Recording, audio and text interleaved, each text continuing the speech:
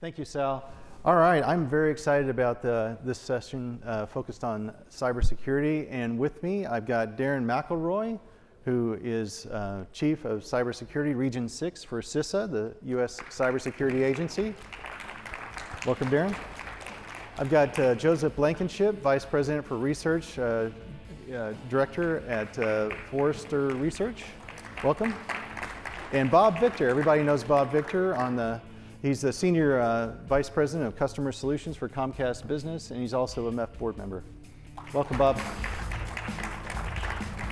So gentlemen, just take your seat, and we'll get us started. I'd just like to start out here, maybe just asking each of you to kind of introduce your role and how it's related to cybersecurity. So Bob, start out with you. Sure, I run all the products and customer solutions for Comcast Business, and as part of that, I oversee our secure networking group, and the two leaders of that team, Terry Traina and Shanna Tharnish, are here as well. Okay, great. So at Forrester, I lead a team of analysts that focuses on cybersecurity, things like zero trust, security operations, threat detection and response, and the kind of the role of the security team itself. Okay. And I'm Deron McElroy with the Cybersecurity and Infrastructure Security Agency. We have a number of cybersecurity advisors spread throughout the country that work with owners and operators of critical infrastructure to help them bolster their cybersecurity efforts, build their cybersecurity programs, and educate and train both their workforce and their leadership. Thank you. I'm pleased to say that this is the first time I believe CISA is represented at the MEF event, so appreciate you, Deron.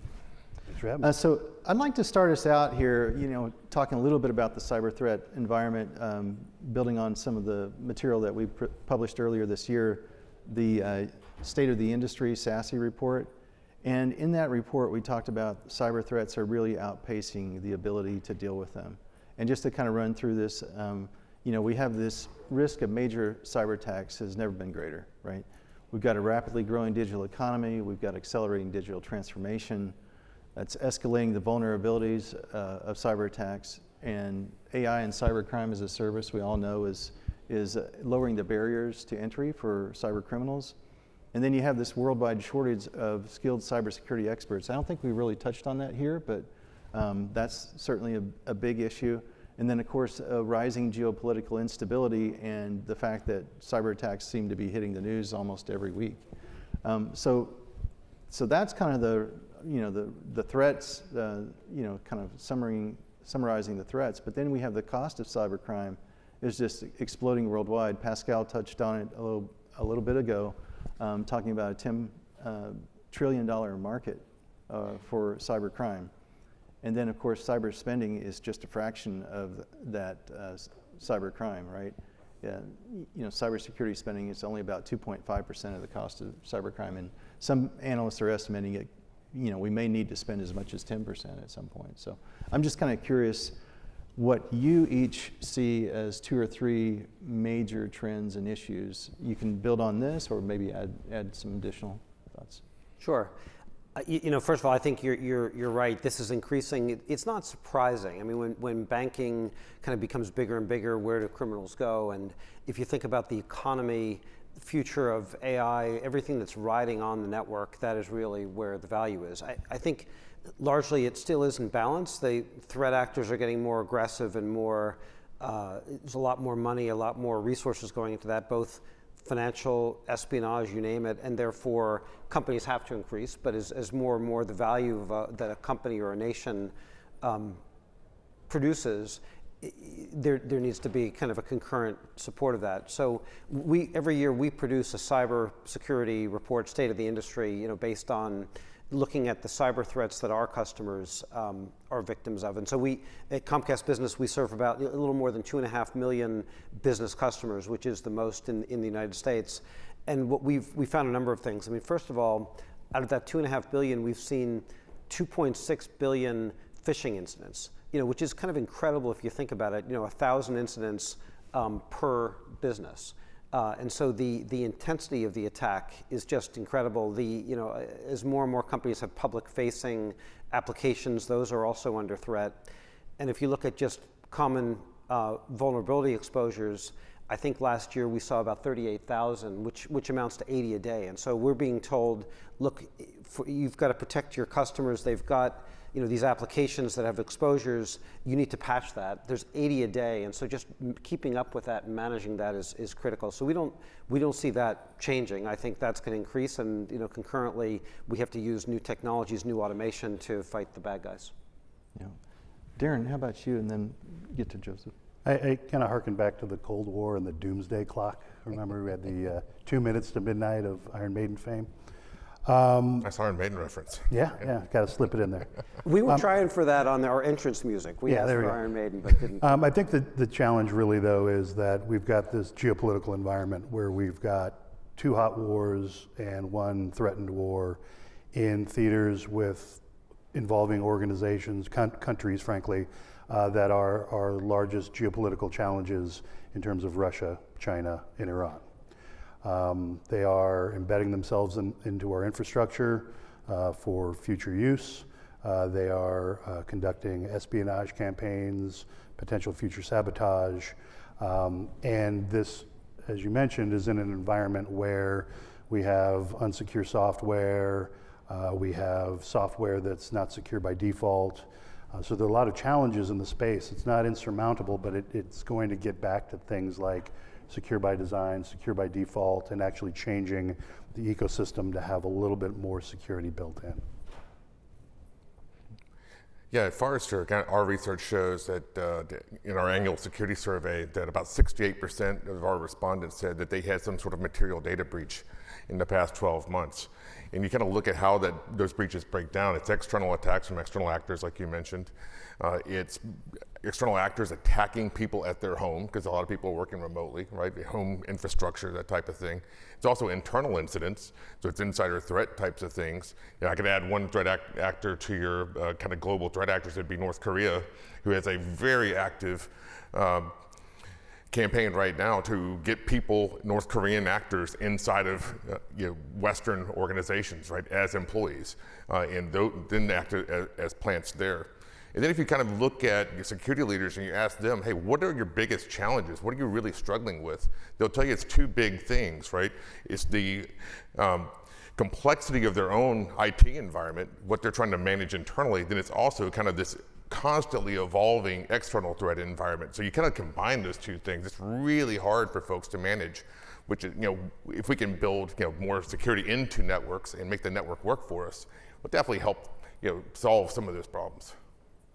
Yeah, excellent. So Bob, you mentioned your cybersecurity report. How are your customers leveraging that report to kind of guide their strategy to deal with these cyber threats? I mean, I think it starts with awareness. And it's not surprising. Anyone that's running a network is I think aware, but just the extent of what's happening is just absolutely critical. So things like patching. Patching is a boring, mundane job. You don't kind of go to high school thinking or junior high school thinking I want to grow up and be a patcher. But if you're not patching these vulnerabilities, it's a critical job. And I think as we talked about that, what's happening is bad guys want to get inside of networks.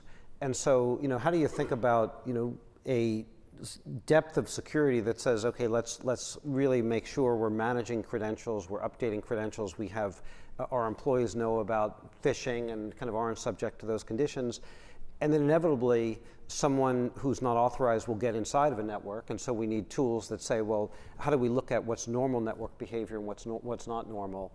That then just produces enormous amounts of tickets and anomalies, and so how do we process those? So I'm encouraged about a lot of the new technologies in machine learning, just general AI, to kind of spot patterns that in the past just human threat hunters weren't able to do at much more massive scale. So it really is a whole life cycle of from start to finish, how do you manage through this? And if I could keep going on for a long time, but maybe just to cut it short, if you're a small business, it's incredibly tough because you don't have a CIO or a head of security. And so how do you just put in the basics, put in security into the network so that it almost does it automatically? And then if there is an issue, who do you call and how do you remediate it? larger enterprises are literally building staffs. It used to be CISO reported to the head of network. It's now combined, and now oftentimes you see the head of networking reporting to the CISO. And so it's just the idea of networking and security are really just coming together to be one and the same. Yeah, you make me think of a couple of comments I heard. One is related to, what are you looking forward to when you grow up, right? And my son studies computer science, and I said, well, you ought to be looking at cybersecurity. And he said, oh no, Dad, that's you can't ever win with that, right? So Deron, I don't know, maybe you can offer him some advice there, but playing defense, yeah, what's this, Yeah, I mean, he was always good at defense. Yeah, there you go. In the sports, but so that's one. But then the other is the CISO.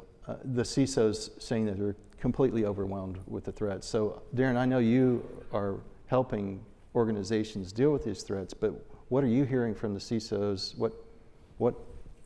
What's the solution there? So part of the challenge is that we still have this mindset in parts of industry. It's getting better, but that security is about security and not about the business. And that needs to change with organizations understanding how cybersecurity enables them to do the right things. And the way that we approach it is we don't look at the entire enterprise, we look at critical functions or critical services of the folks that we work with. So, we're working with a municipality, we might be looking at purification of water.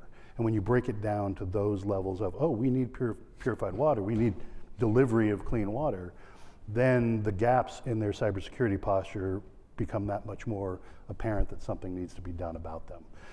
We really try to take a resilience-based approach, so not just kind of protecting the network, but also what do you do when there is a breach? What are your recovery time objectives and recovery point objectives, and really building in the ability to bounce back from any incident.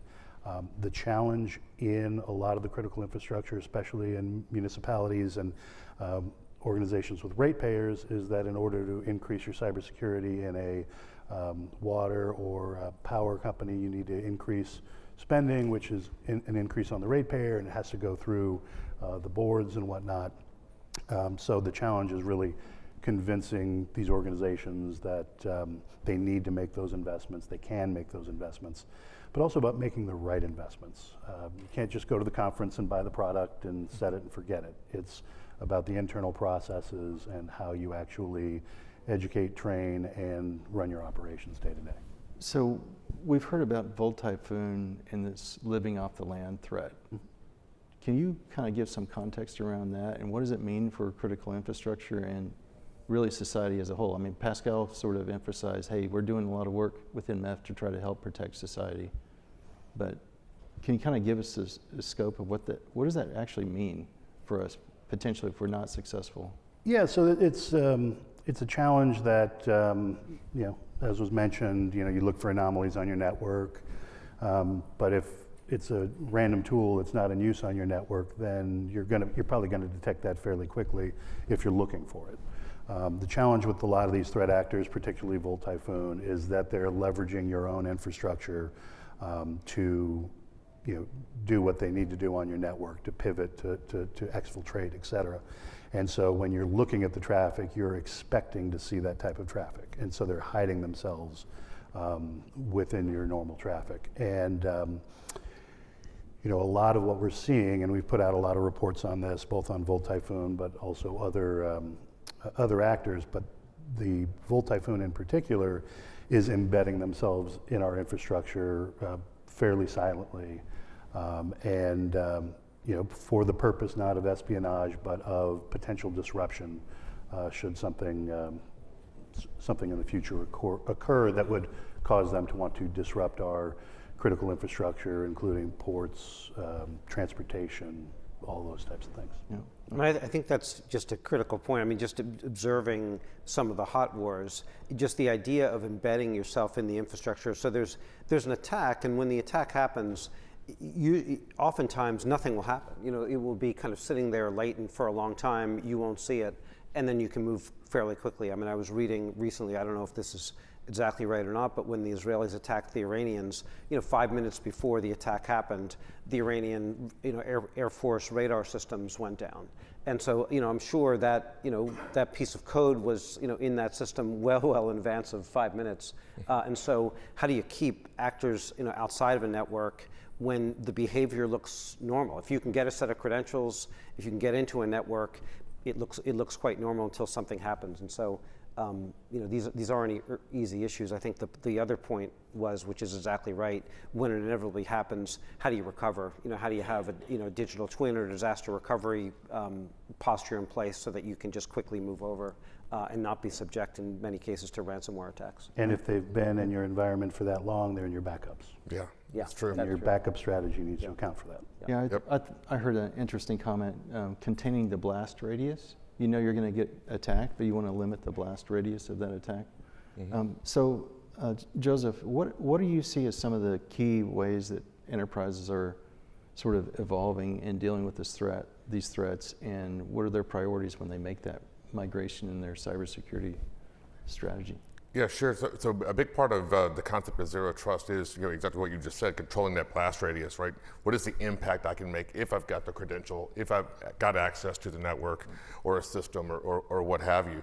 So that's a key component of zero trust, is saying we assume that we're breached. We assume that the threat actor is active in our environment. Now, what does that mean? That means we treat all traffic as being, frankly, untrusted. That's hence the name zero trust. So we don't necessarily trust the network traffic that we see. We don't trust all the identities. We're constantly verifying. And I think, to your point about, hey, we've got to start building security in, and kind of the future of that is we build, future infrastructure with zero trust principles in mind. So if we do have that threat actor that's in our network, or we've got an insider who is acting not in our best interest, right? We're able to control that. We're able to respond to that. We're able to shut it down really quickly, and therefore control that blast radius. Okay, excellent. Maybe Deron and then Bob, if you could close us out on maybe 2 or 3 recommendations you have for enterprises, particularly those in critical infrastructure sectors. Yeah, we have a number of services that we provide for no cost, vulnerability scans, cyber resilience reviews, things of that nature that can help any organization in critical infrastructure at least take a snapshot of what they look like now and put themselves on a path to improvement. But really, ultimately, adopting a standard, measuring yourself against that standard, and then constantly improving is kind of table stakes at this point. Just because you're following a standard doesn't mean you're secure, but you're going to be a lot better off if you've got the entire landscape at least considered before moving forward. Okay, very good. Bob? Yeah, I would say one of the things that came out of this conversation is just the need for a multi-layer approach. This is not one size fits all. I got zero trust, or I've done all of my patching, or I've got EDR, MDR. You really need to look at it end-to-end holistically. Yeah. All right. Well, thank you very much, Bob. Closed us out with 1 second left. Enjoy lunch.